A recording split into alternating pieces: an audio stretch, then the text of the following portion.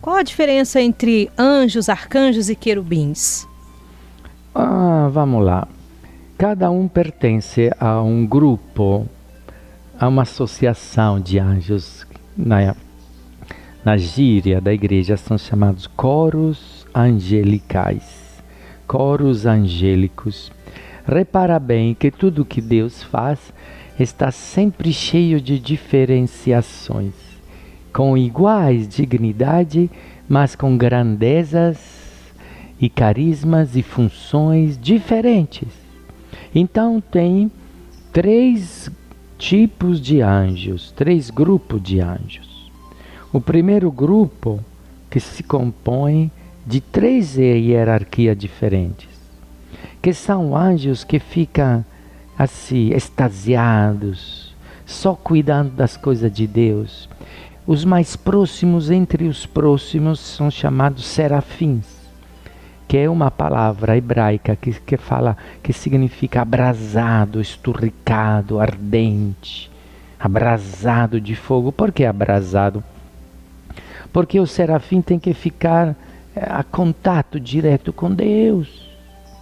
Então esses serafins são brasas de adoração, de adoradores. Por isso que a música que nós estamos cantando, quero adorar como os serafins. Imediatamente depois vem os querubins, que tem carisma de perfeição, de luzes. Inclusive o Lúcifer, que era o mais bonito, o mais perfeito, pertencia a esta hierarquia. Mas por que não pertencia aos serafins? Sei lá, pertencia aos querubins. Nós sabemos muito pouco sobre os anjos. Existem 3 ou 4 obras de santos falando sobre os anjos. E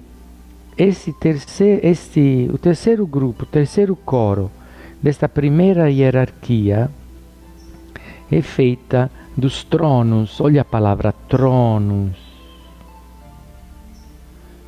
As glórias acima das quais está Deus. Então, primeira hierarquia, nós podemos falar assim, 3 hierarquias, 9 coros. Primeira hierarquia, os primeiros 3 coros, virado para Deus.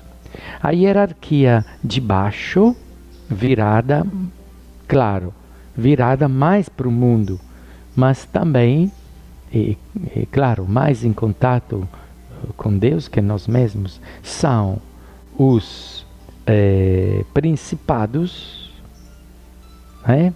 os arcanjos e os anjos.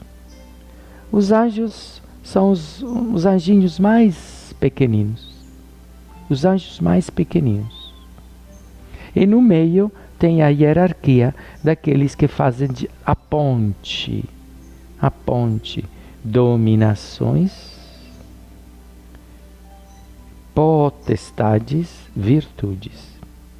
Essas são as mais misteriosas, uma hierarquia das mais misteriosas. Mexe para cima, mexe para baixo.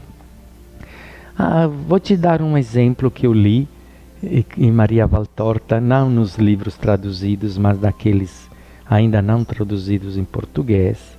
Eu li esta história aqui. Uma vez Jesus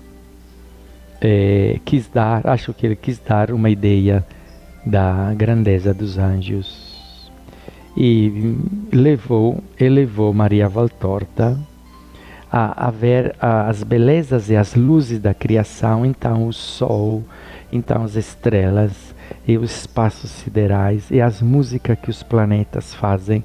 Inclusive nesses últimos anos os cientistas estão gravando.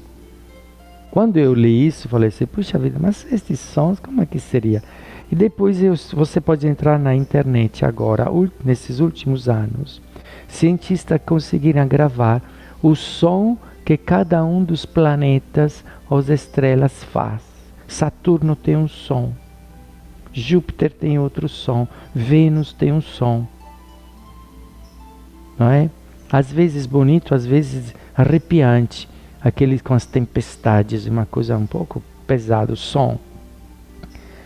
E levou a ver as luzes, os planetas, as estrelas, as galáxias. E ela ficava, Maria Valtorta ficava assim, extasiada a um certo ponto. E Jesus, com um olhar, virou para trás e chamou, com uma ordem interior, um anjo, que rapidamente chegou dos tronos de Deus lá, dos espaços, não siderais, mas dos espaços espirituais. Um anjo que ofuscou e retirou e apagou e fez eclipsar todas as luzes dos planetas, dos sóis. Ele ficou resplandecente, imenso. E Maria Valtorta, Nossa Senhora, ficou encabulada, maravilhada, estonteada com a luz de um anjo. Um só anjo. E Jesus lhe falou assim: saiba que chamei um dos menorzinhos. Hein? Só para saber o que são os anjos. Chamei um, e existem miríades. Esta palavra miríades, você sabe que é uma palavra só nossa, bíblica, para dizer milhões e bilhões e trilhões e zilhões de anjos, não é? Chamei um, existem miríades, e chamei o menorzinho. Então, quando falamos de anjos, nós nunca, nem podemos imaginar, saberemos, imaginaremos as belezas. Maria Valtorta ouviu o som que produzem, o arpejar que produzem as asas dos anjos quando se movem, e ouviu a melodia super melodiosíssima do canto angelical, uma coisa que nós nem imaginamos.